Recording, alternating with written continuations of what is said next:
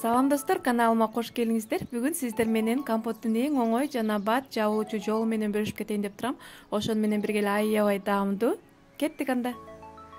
Эң биринчи банкаларыбызды паритетип, тазалап жууп алгандан кийин ушинтип кайналаларыбызды сала баштайбыз.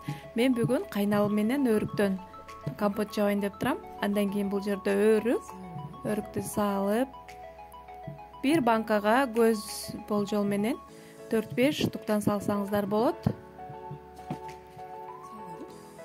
Андан кийин кайнатып алган суубузду коюп, бул убакта крышкаларыңыздарды да кайнатып даярдап алыңыздар. Толтура куябыз дагы.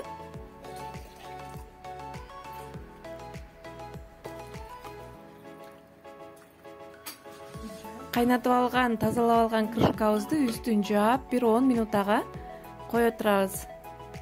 10-15 минутага койсоңуздар болот. Мынакей 15 минута өттү.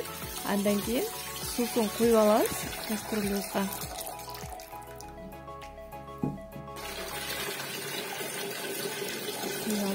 Эми бул суубузду кайра кайнатабыз. Бул жерде менде апельсин аябандай өзгөчө даам берип турат.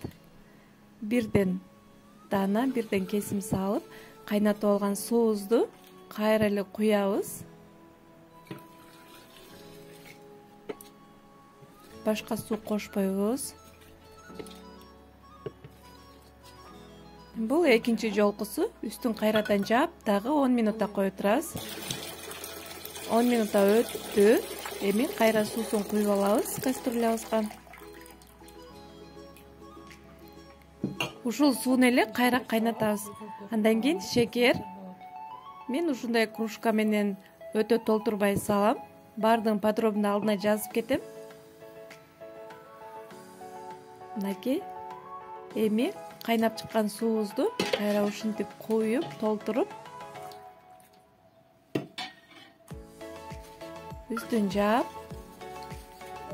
ушундай кылып жаба баштайбыз. Мынакей даяр. Даяр болду. Бир сыйра текшерип, андан кийин түбүндө шекерлер эриш үчүн ушундай кылып нары бери дөңгөлөтүп койсоңуздар, алдында шекерлер катып калбай толук эрийт.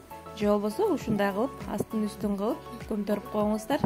Мынакей ушундай сонун аябагандай даамдуу бат эле даяр болуп калды. Сиздер дагы кышкыга даярдык көрүп жапсаңыздар болот. Видеонун аягына чейин көргөнүңүздөргө чоң рахмат. Аман болуңуздар.